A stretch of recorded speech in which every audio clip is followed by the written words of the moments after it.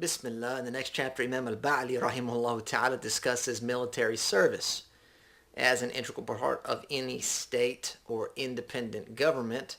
Armed forces are necessary and they must be governed by some rules and regulations. And so the Islamic law, of course, has addressed those rules and regulations in order to govern the way we engage, if necessary, on the battlefield. Imam al-Ba'li begins by saying it is a communal obligation unless the enemy is present. So here he starts off talking about the ruling of military service being a communal obligation, meaning fardu kifaya, essentially saying, as we've come to know, that if a group of people from the community are able to fulfill the need in a sufficient way, then it prevents everyone from being obliged to participate. There are some exceptions, of course, when it does become an individual obligation. And Imam al-Ba'li, he points those out, and he says, unless the enemy is present, has surrounded someone or their land, or there is a general mobilization, meaning there's like a draft, upon which it becomes an individual obligation. So if you find yourself in any one of those exceptional cases, where the enemy combatant is basically right in front of you or has surrounded you, or the government has called for your service in a draft or general mobilization, then it becomes obligatory upon those particular individuals. The ruling then changes here. He says when it is already sufficiently fulfilled, meaning when the obligation is fulfilled, meaning there are enough participants in the armed forces to be satisfactory, the ruling becomes an emphasized recommended act. So you can still sign up. You can still volunteer to participate in your armed forces, whether that be your Air Force, whether that be the Navy, whether it be the Army, Coast Guard, military, whatever it may be, whatever it's called. It's still a recommended act, highly encouraged to serve your country and to serve your community in this capacity. It is not obligatory except upon free, healthy Muslim men of legal capacity. So here highlighting some of the conditions that must be fulfilled in order for it to be an obligation. A couple of those, he says, have to be free. So if you're subjugated, if you are a bondservant of sorts, then you're not obliged.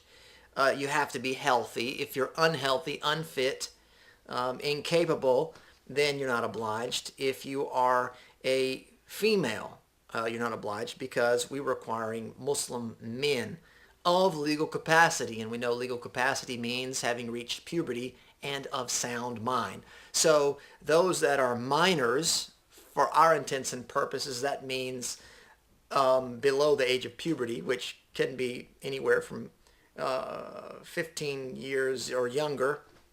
Once you reach 15, you're considered pubescent, and if you are not of sound mind, meaning you have some, mental issues that you're struggling with, then you are not considered obliged. You do not fulfill the requirements for it to be an obligation. He says it is the most virtuous voluntary deed, meaning to volunteer to serve, and naval expeditions are preferred. Naval expeditions are preferred because they, as he mentions here in his explanation, he says they expiate the sins of the martyr as well as any outstanding debt. And that is if someone is killed in action at sea, basically in the Navy.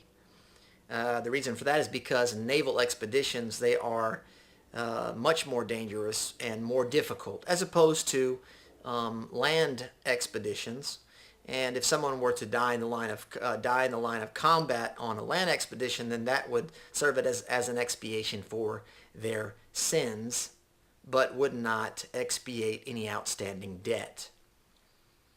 Shaykh al-Islam, he says, this Shaykh Taqiyuddin, he says, and this excludes any type of oppression of other people, like wrongfully killing someone or oppressing them in some way, as well as any outstanding zakat payments or performance of Hajj.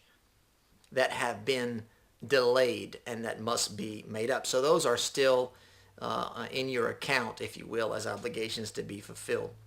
He goes on and says that whoever believes, and this is kind of stepping to the side a bit, but the topic is a little relative to the idea that certain actions would expiate or render void other responsibilities. He says whoever believes that Hajj, and Hajj is a type of great struggle that one has to endure. So that's kind of why we can find it in this chapter. He says whoever believes that Hajj removes the obligatory nature of prayer or zakat, then they are to be made to repent from such a belief. Essentially that if they have not been paying their zakat and they have not been praying, they missed a bunch of prayers, and then they went and performed Hajj thinking that that would remove the zakat that they owed and the prayers that had to be made up, then this is obviously an erroneous belief that one must repent from. And if they do turn back to the truth, because that zakat has to be paid and those prayers have to be made up, then that's well and good for them. And if not, they're subject to apostasy laws. And that's a whole topic in and of itself. He also says that it does not void any rights of other humans, any other rights of fellow man, whether that be the wrongful death or if it were any money that were stolen or misused, misappropriated, or any type of dishonor someone has caused another one. These are not going to be expiated by someone also performing the Hajj, and this is based on consensus, this ruling.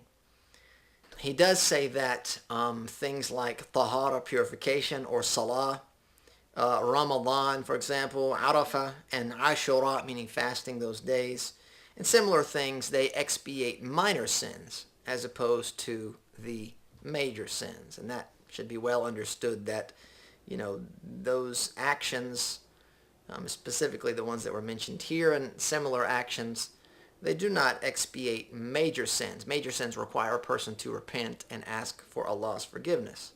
Whereas the little things, the little mistakes that are done, they will be pardoned by way of a person's righteous deeds. He says it is recommended to stand guard for at least 1 hour by manning the fortified borderline of combat. This is called ribat, and this is a strong recommendation, even if it's just for a short period of time.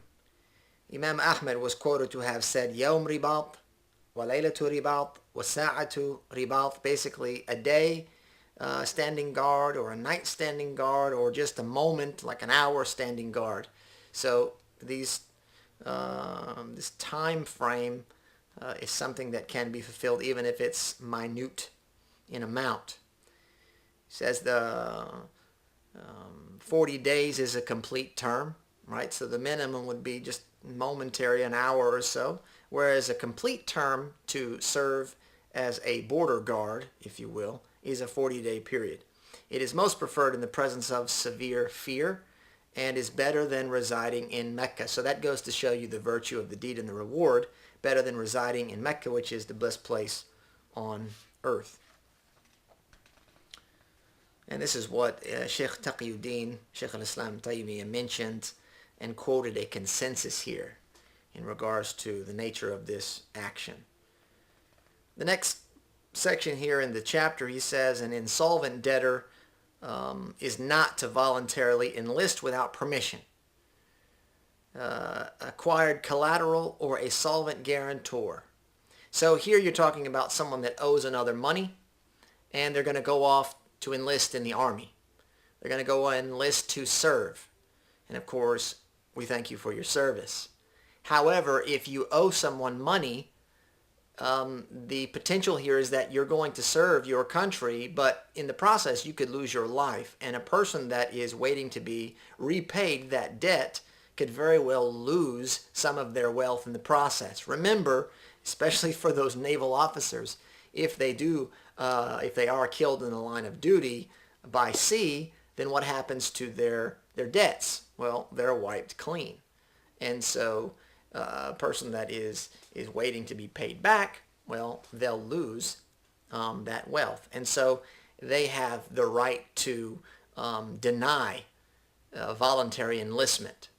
Or, of course, they could agree, and essentially they would be putting their loan on the line in that case. They'd be willing to forfeit it in the event that the soldier was killed in the line of duty.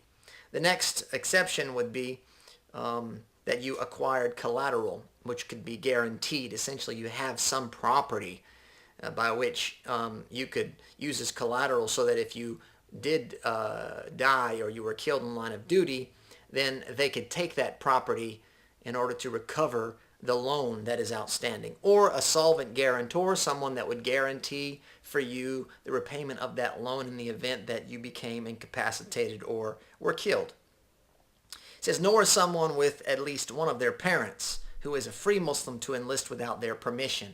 And here you can see the great importance of parents, right?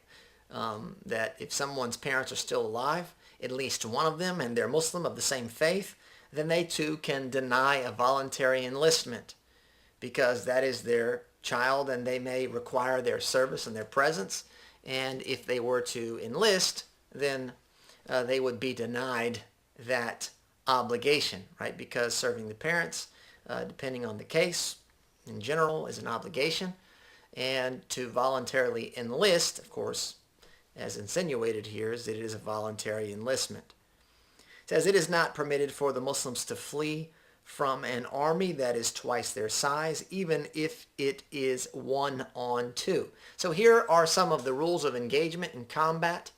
That if it ends up being that the Muslim army is outnumbered,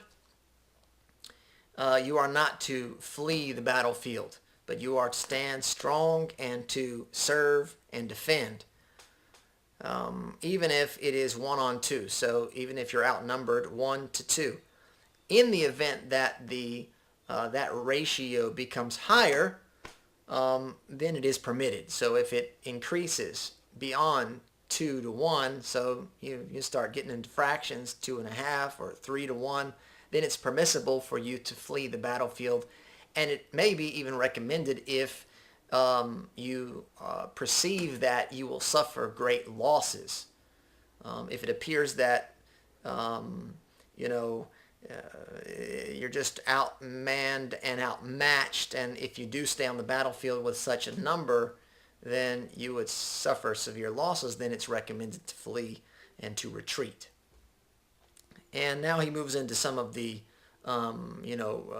rules and regulations of warfare, some of the etiquettes and protocols. He says it's not permissible to kill children, women, hermaphrodites, priests, the decrepit, old or chronically ill men, or the blind who do not provide counsel for them and are not able to fight or abet.